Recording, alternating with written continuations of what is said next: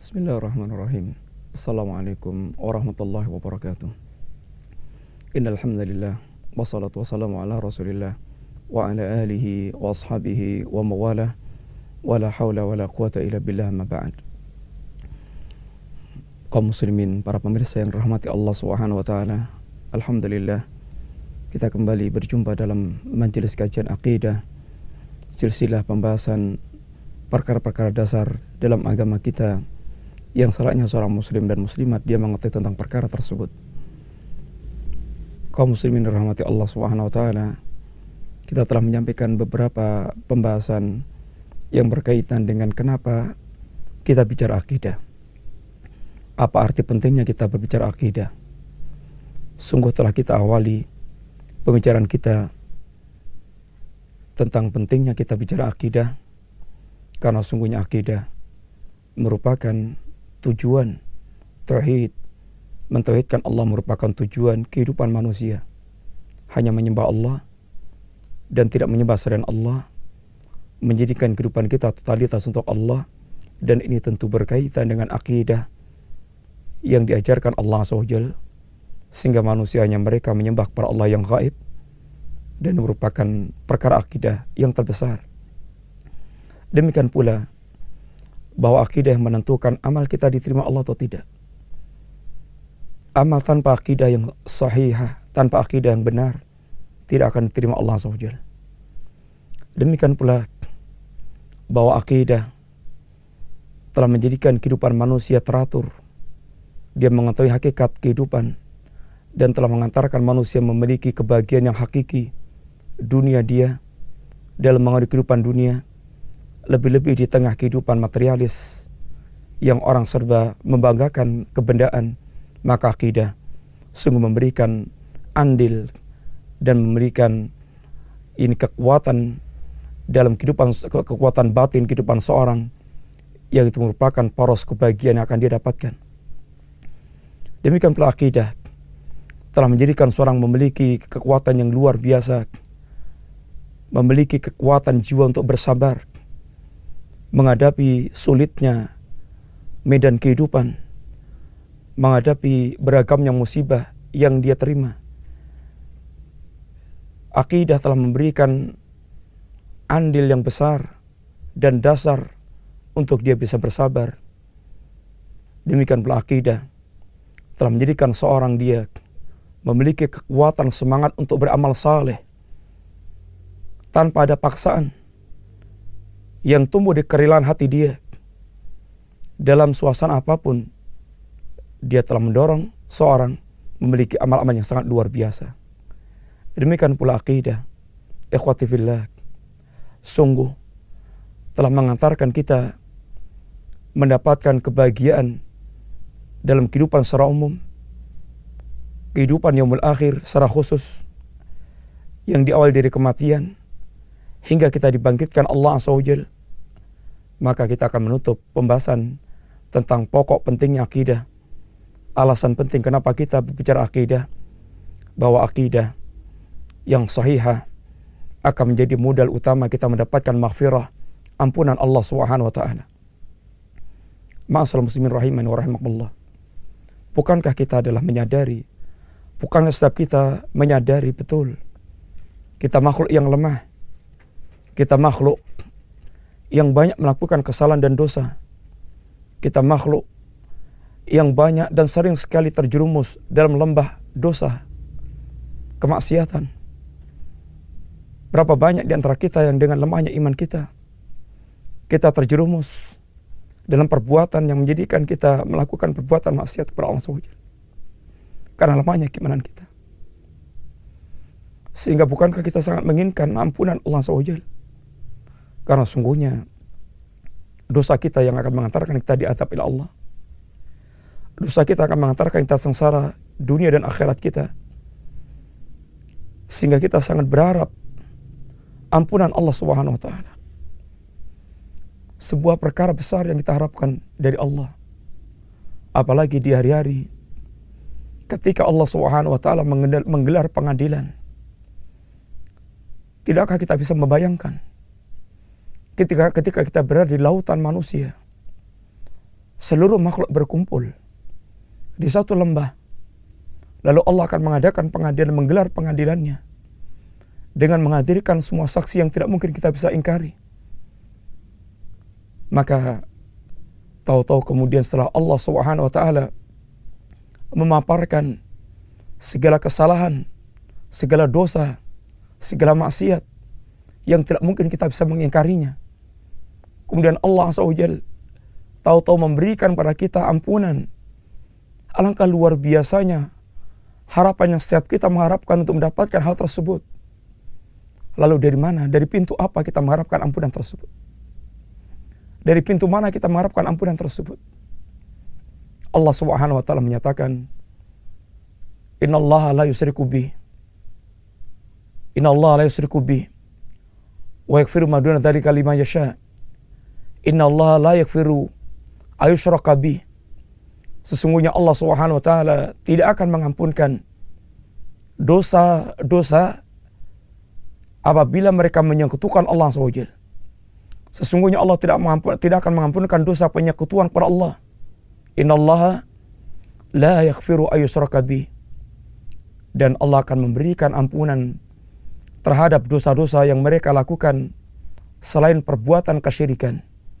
Wa yaghfiru ma duna dzalika liman yasha.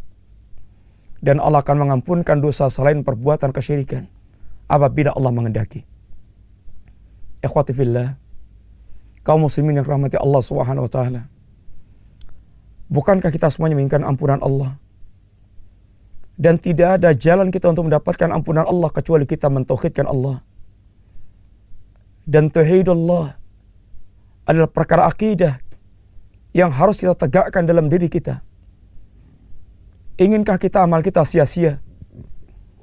Amal yang telah kita lakukan dengan segala waktu, mencurahkan waktu, tenaga, harta, dan segala yang kita miliki, lalu sia-sia, lalu hancur binasa karena kesyirikan yang kita lakukan, dan kita datang kepada Allah dalam keadaan tidak mendapatkan ampunan Allah Subhanahu wa taala. Tentu kita semuanya menginginkan ampunan Allah SWT.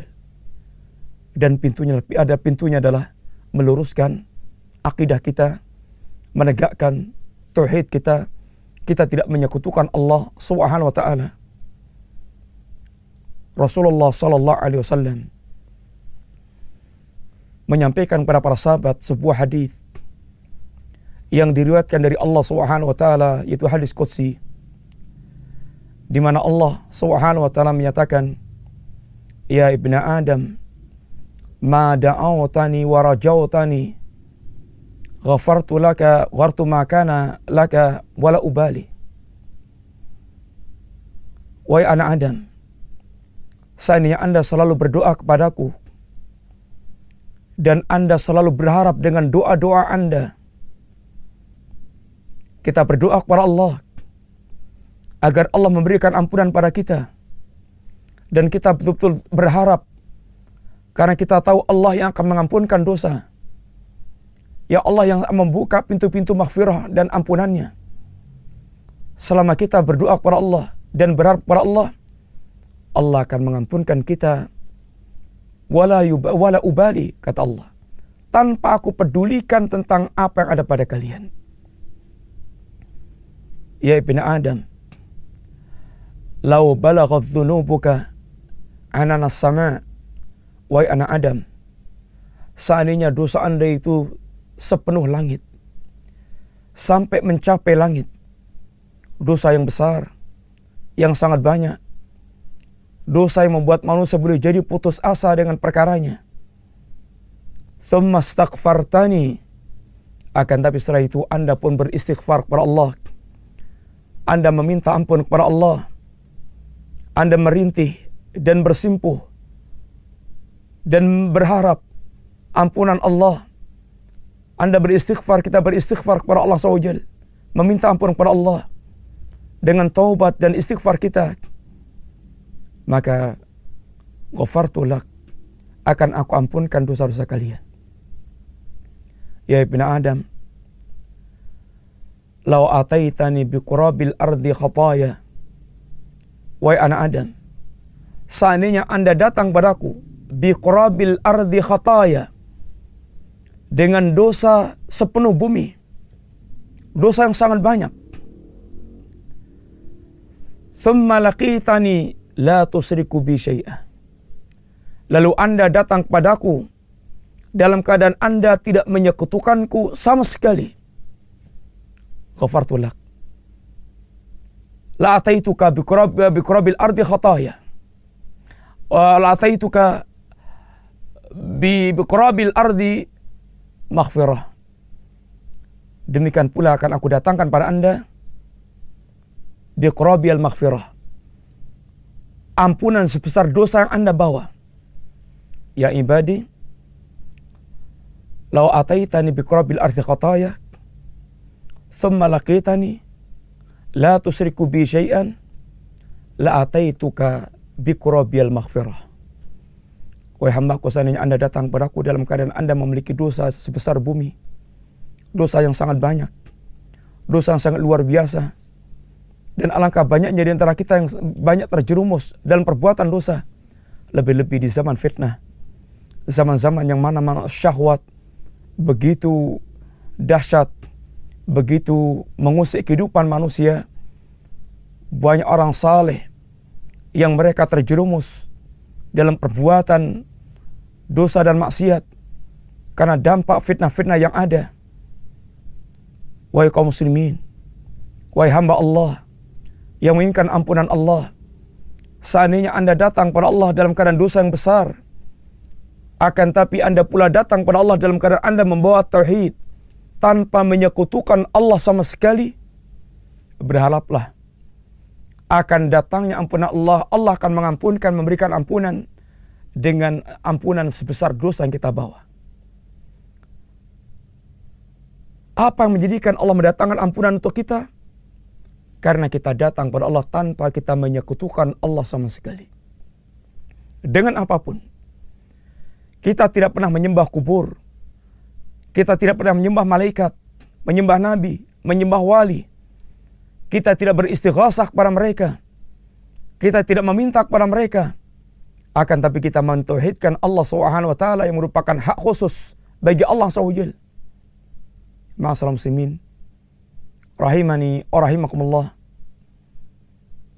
Ini semuanya tentunya memberikan harapan pada kita dan mendorong para kita agar kita betul-betul mempersiapkan diri,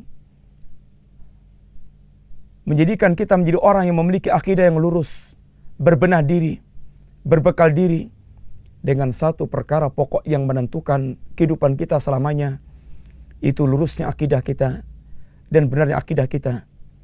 Dan mudah-mudahan Allah Subhanahu wa taala memberikan kepada kita sekalian kehidupan yang kita memiliki perhatian pada agama. Kita selalu berusaha untuk faham kepada agama kita, pintu yang mengantarkan kita menjadi orang baik dan memiliki kebaikan.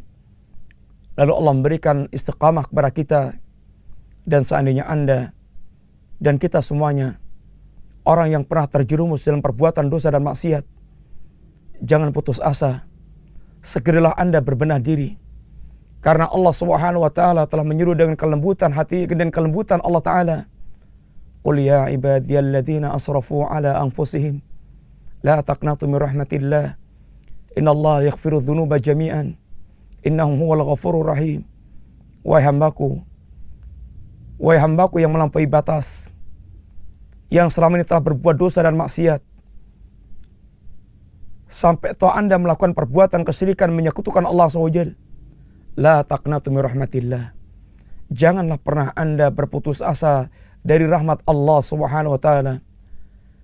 Innallaha yaghfiru dzunuba jami'an. Karena sungguhnya Allah yang akan mengampunkan seluruh dosa tanpa kecuali ketika hamba dia bertaubat kepada Allah Subhanahu wa taala. Wahai hamba Allah yang pernah terjerumus dalam kekafiran, wahai hamba Allah yang pernah terjerumus dalam kesyirikan dan kemunafikan, wahai hamba Allah yang pernah terjerumus dalam perbuatan maksiat, segeralah kembali kepada Allah, bertaubat dan meminta ampun kepada Allah SWT. Allah membukakan pintu ampunan dan jangan terlambat untuk bertaubat kepada Allah Subhanahu wa taala. Allah akan siapkan ampunan. Jangan sampai kita terlambat dan tinggal mengucapkan kalimat penyesalan Ya hasrata ala ma faradtu fi jambillah. Aduhai celaka diriku. Kenapa aku dulu menyanyiakan haknya Allah Subhanahu wa taala? Aw taqul, atau akan Anda mengatakan, jiwa akan menjerit dan mengatakan, lau anna Allah hadani lakuntu minal muttaqin.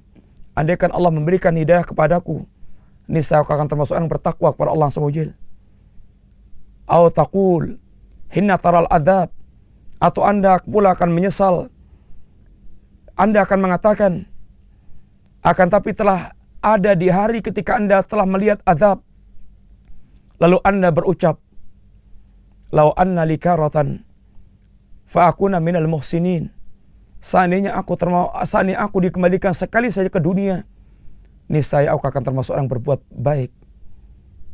Semuanya telah dijelaskan Allah, dan Allah telah menutup dengan sebuah kalimat, bala qad ja'atka ayati fakadzabta biha wastakbarta wa kunta minal kafirin.